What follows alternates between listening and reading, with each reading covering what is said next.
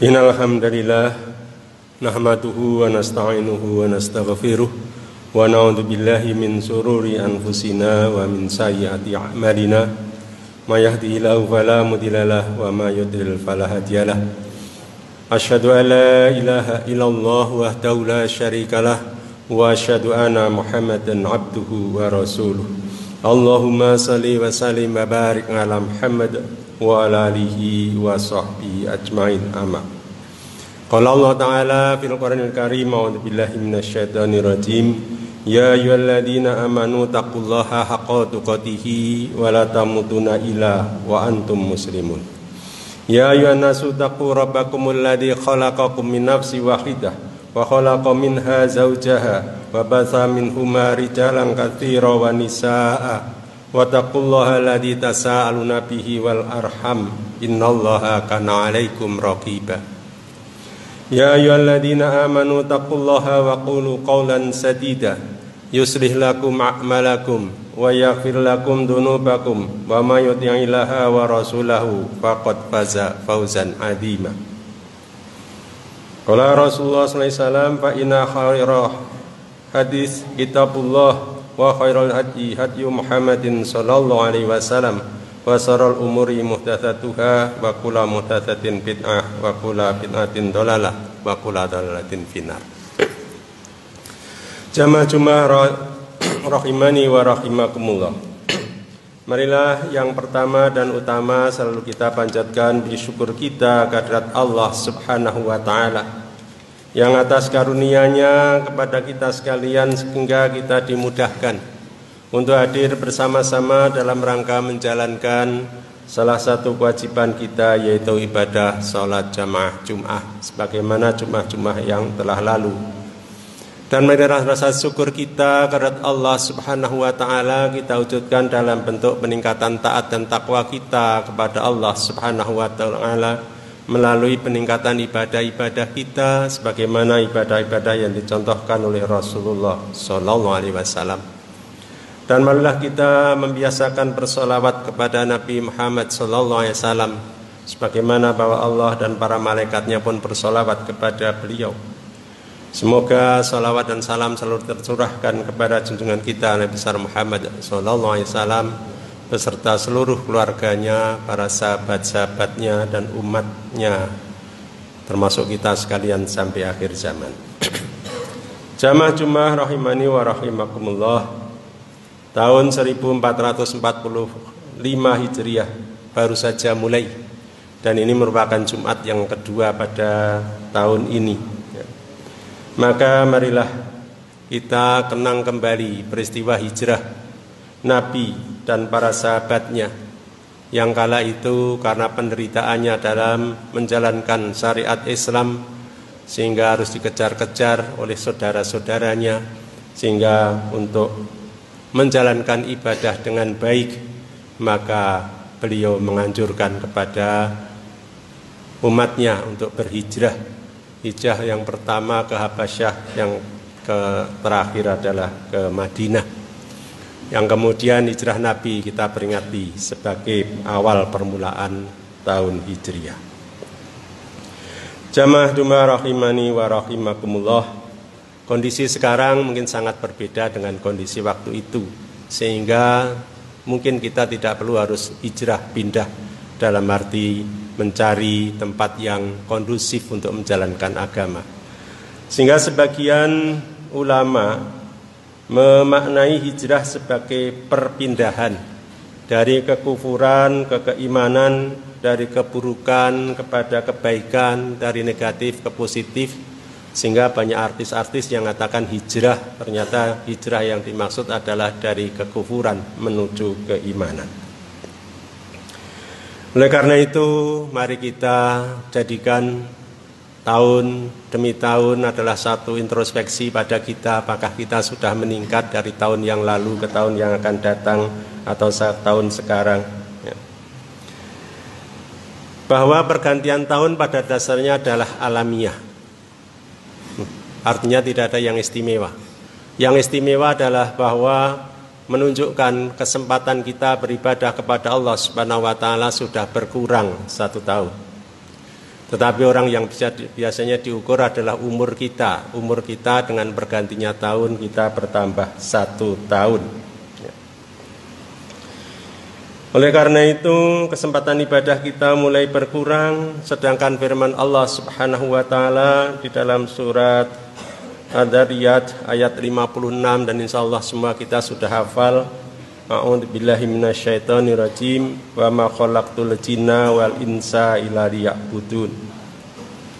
Dan aku tidak menciptakan jin dan manusia melainkan supaya mereka beribadah kepadaku atau mengabdi kepadaku. Sehingga dari ayat ini menunjukkan bahwa misi kita dalam kehidupan kita tidak ada lain adalah ibadah. Dan ibadah bukan untuk kepentingan Allah subhanahu wa ta'ala, tetapi semuanya adalah untuk kebaikan kita. Sebagaimana firman Allah dalam surat Fatir ayat 15. A'udzubillahi minasyaitonirrajim. Ya ayuhan nasu antumul fuqara'u ilallah wallahu huwal ghaniyul hamid. Hai sekalian manusia, kamulah yang sangat membutuhkan kepada Allah, dan Allah dialah yang maha kaya, tidak memerlukan sesuatu, lagi maha terpuji. Dalam sebuah riwayat dari Imam Muslim yang menyatakan, wahai hambaku, ya hadis qudsi, andai seluruh manusia dan jin dari yang paling awal sampai yang paling akhir seluruhnya menjadi orang yang paling bertakwa, hal itu tidak sedikit pun menambah kekuasaanku. Ada yang menerjemahkan kemuliaanku. Wahai hambaku, andai seluruh manusia dan jin dari paling awal sampai paling akhir seluruhnya menjadi orang yang paling bermaksiat, hal itu sedikit pun tidak mengurangi kekuasaanku. Artinya Allah maha mulia, maha kuasa, maha segala maha, tidak berkurang dan tidak bertambah karena ibadah atau kemaksiatan jin dan manusia, tetapi semua adalah untuk kepentingan kita, manusia maupun jin, untuk supaya tetap beribadah kepada Allah subhanahu wa ta'ala. Yang ini menunjukkan bahwa Allah subhanahu wa ta'ala tidak memerlukan apapun dari makhluknya, tetapi seharusnya kitalah yang mendekatkan diri kepada Allah subhanahu wa ta'ala dalam rangka mencari ridha Allah sebagai tujuan utama kita. Kalau dalam perusahaan atau organisasi untuk mencapai tujuannya direncanakan dengan matang, dibagi-bagi aja jangka panjang, jangka pendek, ya, harian, mingguan, bulanan, ya. Maka pertanyaannya, pernahkah kita merencanakan untuk mencari ridha Allah subhanahu wa ta'ala dengan tahapan-tahapan yang kita perbaiki dari hari ke hari? Maka untuk itu, untuk sebagai gambaran bagaimana kita untuk menjadikan satu kehidupan kita yang selalu didasarkan kepada peribadahan kita kepada Allah subhanahu wa ta'ala, Allah subhanahu wa ta'ala meringatkan kepada kita sekalian dalam surat Al-Bayyinah ayat 5, dan insyaallah kita semua sudah hafal. A'udzubillahi minasyaitonirrajim. Bama umiru ila liya'budullaha mukhlisina lahuddin kunnafa'a wa yuqimus salata wa yu'tuz zakata wa dzalika dinul qayyimah. Padahal mereka tidak disuruh kecuali supaya menyembah Allah, supaya beribadah kepada Allah dengan memurnikan ketaatannya kepadanya dalam menjalankan agama yang lurus, dan supaya mereka mendirikan sholat dan menunaikan zakat, dan yang demikian itu adalah agama yang lurus. Jamaah Jumat rahimani wa rahimakumullah, bahwa ayat ini mengajarkan kepada kita agar apapun pekerjaan kita hendaklah didasarkan karena ibadah kepada Allah subhanahu wa ta'ala, di samping ibadah mahdhah yang harus kita kerjakan sebagaimana yang diperintahkan, mengerjakan sholat, membayar zakat, dan yang lain-lain. Tetapi pada dasarnya adalah bahwa semua pekerjaan kita, apa yang kita lakukan adalah merupakan satu ibadah kita kepada Allah subhanahu wa ta'ala. Dan kalau itu kita lakukan dalam rangka ketaatan kita kepada Allah Subhanahu wa taala dalam memurnikan menjalankan agama, maka tidak mungkin kita akan melakukan perbuatan-perbuatan yang dilarang oleh Allah Subhanahu wa taala. Sebagaimana sekarang marak dalam berita-berita, makin banyaknya korupsi, kemudian pembunuhan, bahkan mutilasi sampai dimutilasi, kemudian penipuan di mana-mana. Sehingga ini menjadi peringatan bagi kita sekalian. Di samping ayat tersebut ada sebuah hadis yang diriwayatkan oleh Imam Bukhari yang diceritakan dari Muhammad bin Yusuf dan diceritakan kepada Sufyan dan dari Zubair bin Ati yang mengatakan bahwa kami mendatangi Anas bin Malik, kemudian kami mengutarakan kepadanya keluh kesah kami tentang ulah para jamaah haji pada waktu itu. Maka dia menjawab, Anas bin Malik menjawab, "Isbiru fa innahu la ya'ti 'alaikum zamanun ilal ladzi ba'dahu syarun." Ilal ladzi ba'dahu syarra minhu hatta talqau rabbakum sami'tuhu mim nabiyikum sallallahu alaihi wasallam. Anas bin Malik kemudian menjawab, bersabarlah, sebab tidaklah kalian menjalani suatu zaman melainkan sesudahnya lebih buruk daripadanya, sampai kalian menjumpai Rabb kalian. Aku mendengar hadis ini dari Nabi kalian sallallahu alaihi wasallam. Artinya kalau kita tidak berusaha untuk memperbaiki diri kita, tidak berusaha untuk mendekatkan diri kita, menjadikan pekerjaan-pekerjaan kita didasarkan ibadah kepada Allah, bisa jadi kita akan termakan oleh zaman dengan semakin menjauh dari agama dan semakin buruk perangai kita. Maka sesuai dengan terjadinya zaman ke zaman, akhlak manusia semakin memburuk. Agama ditinggalkan, dunia yang menjadi tujuan, sehingga moral pun ditinggalkan. Banyak kita lihat di negara-negara maju bahwa tempat-tempat ibadah itu kosong. Bahkan banyak orang Islam yang Jumatan itu nyewa tempat ibadah orang lain, yang karena tidak digunakan dan harus dipelihara, sehingga cara memeliharanya, pembiayaannya dengan menyewakan untuk Jumatan. Ini adalah salah satu yang terjadi di negara-negara maju, yang agama mulai ditinggalkan. Dan juga banyaknya diberitakan tentang berita-berita kriminal, kejahatan makin meningkat, dan pembunuhan di mana-mana. Ini adalah salah satu bentuk yang harus kita fahami sebagai peringatan dari Rasulullah SAW bahwa kalau kita tidak meningkatkan pemahaman kita tentang agama, menjalankan agama dengan semata-mata mencari ridha Allah Subhanahu wa taala, bukan untuk apa dan untuk siapa, tapi semuanya adalah karena Allah Subhanahu wa taala, sebagaimana yang selalu kita baca bagi yang membacanya dalam iftitah kita, inna sholati wa nusuki wa mahyaya wa mamati lillahi rabbil alamin. Sesungguhnya sholatku, ibadahku, hidupku dan matiku semuanya hanya untuk Allah Subhanahu wa ta'ala. Ini adalah satu ungkapan kita, hendaklah menjadi satu kenyataan dalam kehidupan kita sehari-hari. Insya Allah akan membantu kita di dalam memahami dan mengamalkan agama kita semata-mata karena ketaatan kita kepada Allah Subhanahu wa ta'ala. Sehingga Rasulullah mengingatkan kepada kita tentang hal ini, dalam sebuah hadis yang diriwayatkan oleh Abu Daud dan Tirmidzi serta Ibnu Majah yang mengatakan, fa'alaikum bi sunati wa sunatil khulafa urasidin al-mahdiyina adu 'alaiha bi nawajid. Berpegang teguhlah dengan sunnahku dan sunnah khulafa urasidin, yaitu 4 khalifah yang pertama yang mendapatkan petunjuk dalam ilmu maupun amal, yaitu khulafaur rasyidin. Pegang teguhlah sunnah tersebut dengan gigi geraham kalian.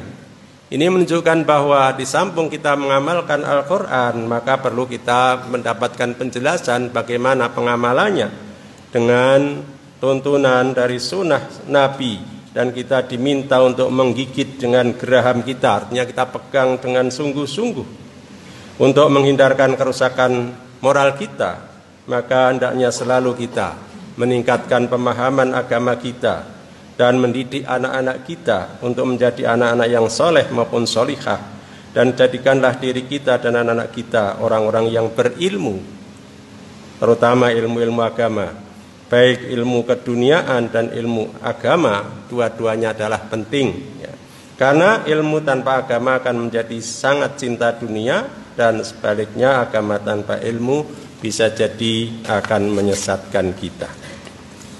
Oleh karena itu sudah sepatutnya kita selalu berusaha untuk meningkatkannya, untuk supaya ibadah-ibadah kita menjadi lebih baik. Dan biasakanlah kita belajar ilmu dengan diawali dengan berdoa, supaya ilmu kita memberikan manfaat kepada kita. Di antaranya doa yang diajarkan oleh Rasulullah adalah Allahumma inni as'aluka ilman nafi'a wa rizqan thayyiban wa amalan mutaqabbalan. Dan masih ada lagi yang lain ya. Ini salah satu saja. Ya Allah, aku memohon kepadamu ilmu yang manfaat, rezeki yang baik, dan amal yang diterima. Maka hendaknya kita belajar untuk menjadi orang-orang yang berilmu, yang dapat memberikan manfaat kepada diri kita dan orang-orang lain. Dan untuk menjadi pewaris para nabi, maka dibutuhkan untuk mewarisi ilmu-ilmu nabi. Maka dikatakan ulama warasatul anbiya. Ulama yang sesungguhnya ahli ilmu adalah orang-orang yang mewarisi ilmu-ilmu yang diberikan oleh nabi. Oleh karena itu, mari kita berusaha semampu kita untuk meningkatkan ilmu kita, pemahaman kita tentang agama, juga ilmu-ilmu yang lain sesuai dengan kesukaan kita atau ketertarikan kita dalam ilmu-ilmu, agar dapat memberikan kemaslahatan kepada diri kita dan umat yang lain pada umumnya, dan untuk mencegah perbuatan-perbuatan maksiat dan mencegah kerusakan dan keburukan. Wallahu a'lam bishawab. Barakallahu li wa lakum fil Qur'anil azim wa nafa'ani wa iyyakum bima fihi minal ayati wa dzikril hakim wa taqabbal minni wa minkum tilawatahu innahu huwas samiul alim. Aqulu qawli hadza wa astaghfirullahal azim li wa lakum wa li sairil muslimina wal muslimat wal mu'minin wal mu'minat al ahya'i minhum wal amwat wastaghfiruh innahu huwal ghafurur rahim.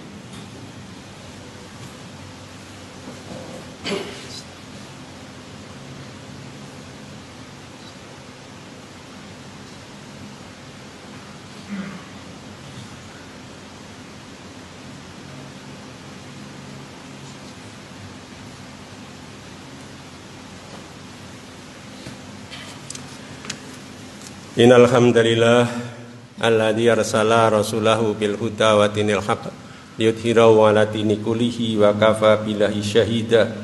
Asyhadu an la ilaha illallah wa asyhadu anna Muhammadan abduhu wa rasuluh. Allahumma shalli wa sallim wa barik ala Muhammad wa ala alihi wa sahbihi ajmain.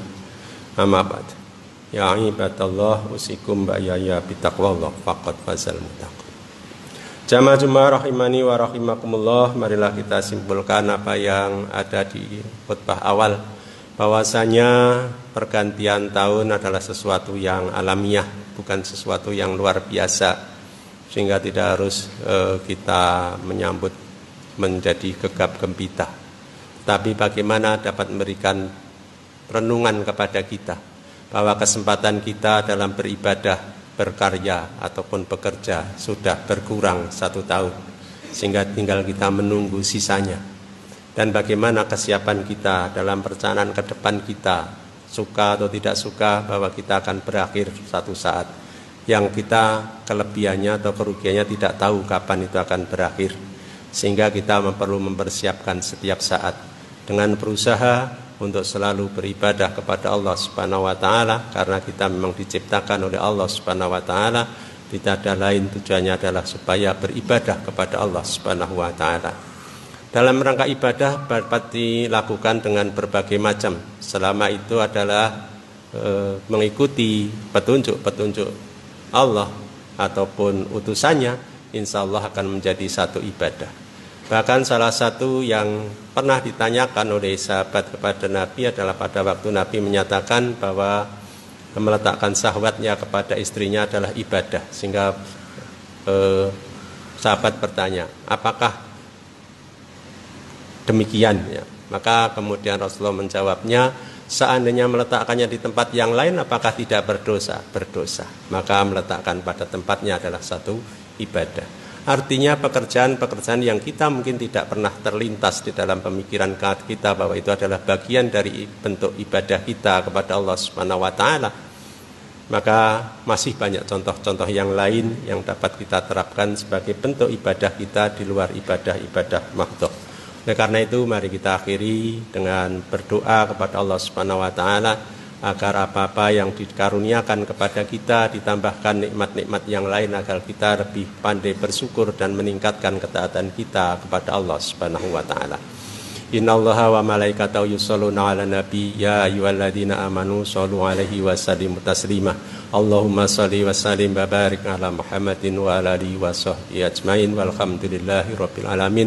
Allahumma ighfir lil mu'minina wal mu'minat wal muslimina wal muslimat al ahya'i minhum wal amwat innaka sami'un qaribun mujibud da'wat ya qadiyal hajat. Allahumma rabbana la tuzigh qulubana ba'da idh hadaitana wa hab lana min ladunka rahmah innaka antal wahhab. Allahumma rabbana zalamna anfusana wa illam taghfir lana wa tarhamna lanakunanna minal khasirin. Rabbana la tu'akhidna in nasina aw akhtana. Rabbana wa la tahmil 'alaina isran kama hamaltahu 'alal ladzina min qablina. Rabbana wa la tuhammilna ma la taqata lana bih. Wa'fu 'anna waghfir lana warhamna anta maulana fansurna 'alal qaumil kafirin. Rabbana atina fid dunya hasanah wa fil akhirati hasanah wa qina adzabannar wa adkhilnal jannata mal abrar ya aziz ya ghafar ya rabbal alamin walhamdulillahi rabbil alamin wa la dzikrullahi akbar.